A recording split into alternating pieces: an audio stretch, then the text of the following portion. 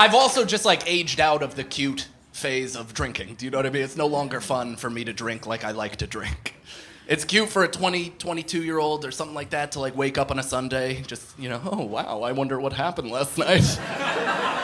I should check my text, see really what happened. It's a little bit different for me, somebody at 32 to wake up on a Sunday covered in blood. Like, I really need to find out what the fuck happened last night. I better check my texts. I don't know, I think I had like my last real drunk story. It was on this, I was coming home from a club, from one of the, show or whatever. It was late at night. I was hammered drunk and I fell asleep on the A train like a little baby boy. Just completely knocked out, which I'm not sure if you guys know. You're not supposed to do that because people are cutting out your wallet from your pocket and then making away with your savings. That's not what happened to me, but what happened to me might be a little worse. I was deep in REM, super asleep, and I guess my brain and my body went into autopilot because it thought I was at home in bed with my girl, drunk.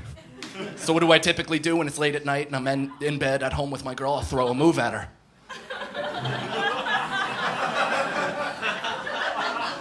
So on the train, I just reached down into the lap of the giant black man sitting next to me. Straight up rolled the elevator to the top floor, almost drove stick. Have you guys ever woken up in the middle of an argument?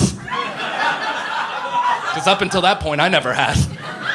I woke up, this guy screaming in my face. I'm like, do you think I apologized to him? No, I sure didn't. I got aggressive right back because, frankly, I wasn't awake for the first part of the transaction. So I thought he was being unreasonable. He's like, you don't yell at me, I'll yell at you!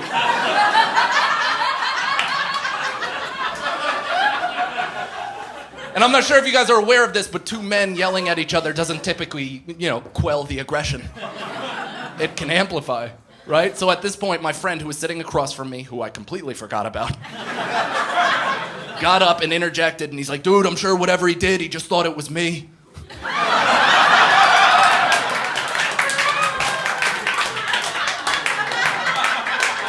I was like, he tried to jerk me off! My friend was like, yeah, that's actually not part of our relationship at all. So I understand your frustration. So he keeps screaming, I keep screaming, it amplifies even more to the point where my friend got scared and he pulled out a knife.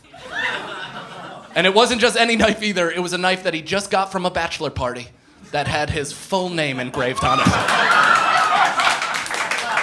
Is there a more identifiable murder weapon in the entire world? How could he better attach that to himself if he sprinkled some hair on it and jizzed on the blade? That's... I'd be like, oh, I certainly know who this belongs to. So the guy realizes he's dealing with two unhinged human beings. Decides to get up and go to the other end of the train, which should be the end of the story, right? But again, nay.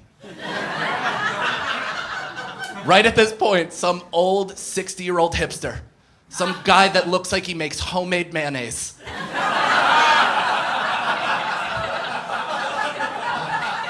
stood up and decided this was the best time to give me an intervention. That's the confidence of somebody that has never been punched in the fucking face. To inject himself in my knife fight?